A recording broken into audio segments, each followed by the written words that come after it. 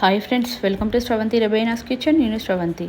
మన ఇవాళ రెసిపీ వచ్చేసి బచ్చల కూర పప్పు అండి. చాలా అంటే చాలా టేస్టీగా ఉంటుంది. అన్నంలోకైనా, పూరీలోకైనా, చపాతీలోకైనా సూపర్ టేస్టీగా ఉంటుందండి. దీనికోసం ముందుగా నేను ఇక్కడ 1 కప్పు వరకు పెసరపప్పును తీసుకున్నానండి. దీన్ని ఒక రైస్ కుక్కర్లోకి యాడ్ చేసుకొని శుభ్రంగా 2-3 సార్లు బాగా కడిగి ఇందులోకి ఒక 2 కప్పుల వరకు బచ్చల కూరను ఇలా కట్ చేసుకొని సన్నగా అందులోకి యాడ్ చేసుకోండి. శుభ్రంగా కడిగి అలాగే 2 కప్పుల వాటర్ను కూడా యాడ్ చేసుకొని ఒక 1/2 టీ స్పూన్ పసుపు యాడ్ చేసుకొని 1/2 టీ స్పూన్ అల్లం వెల్లుల్లి పేస్ట్ కూడా యాడ్ చేసుకొని వీటిని మొత్తం అంతా కూడా మిక్స్ అయ్యే విధంగా కలుపుకొని కుక్కర్ మూత పెట్టేసి గ్యాస్ వెలిగించి దాని మీద పెట్టి ఒక 3 విజిల్స్ వచ్చే వరకు ఉడికించుకోండి. మీరు కావాలంటే పెసరపప్పును అరగంట పాటు నానబెట్టి పెట్టుకోండి. నేను ఇక్కడ నానబెట్టకుండానే చేస్తున్నానండి. ఒక 3 విజిల్స్ వచ్చాక గ్యాస్ ఆఫ్ చేసుకొని ఆవిరి పోయిన తర్వాత కుక్కర్ మూత తీసి చూసారు కదా, పప్పు బాగా ఉడికిపోయింది. ఇక్కడ ఒకసారి మొత్తం మిక్స్ చేసుకున్న తర్వాత దీన్ని ఇందులోకి మీ టేస్ట్కి సరిపడా ఉప్పు అలాగే ఒక 1/2 టీ స్పూన్ కారం యాడ్ చేసుకోండి. వీటిని కూడా బాగా మిక్స్ చేసుకొని రెడీగా పక్కన పెట్టుకోండి.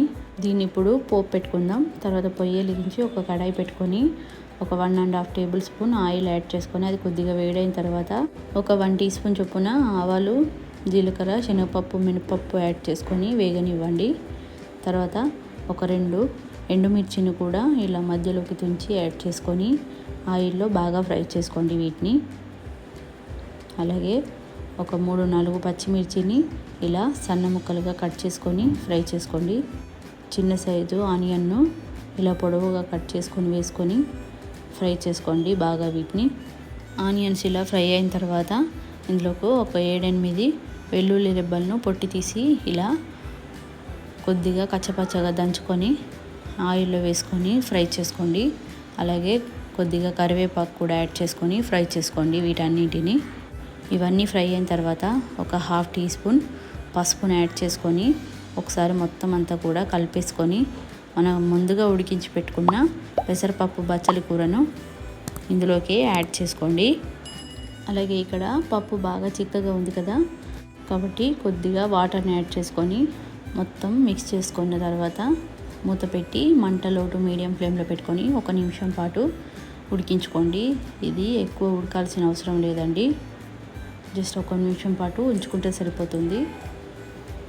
చూసారు కదా, కన్సిస్టెన్సీ ఈ విధంగా ఉంటే సరిపోతుంది. 1 నిమిషం తర్వాత మూత తీసి ఇందులోకి కొత్తిమీరని యాడ్ చేసుకొని మొత్తం అంతా మిక్స్ అయ్యే విధంగా కలుపుకున్న తర్వాత గ్యాస్ ఆఫ్ చేసుకోండి. అలాగే దీన్ని ఒక సర్వింగ్ బౌల్లోకి సర్వ్ చేసుకొని మీద కొత్తిమీరతో గార్నిష్ చేసుకోండి. అంతేనండి, బచ్చల కూర పెసరపప్పు రెడీ అయిపోయింది. చాలా అంటే చాలా టేస్టీగా ఉంటుంది. రైస్లోకైనా, రోటీలోకైనా, పూరీలోకైనా సూపర్ టేస్టీగా ఉంటుందండి. ఈ వీడియో మీకు నచ్చినట్లయితే లైక్ చేయండి, షేర్ చేయండి, కామెంట్ చేయండి, అలాగే సబ్స్క్రైబ్ చేయండి. Thanks for watching.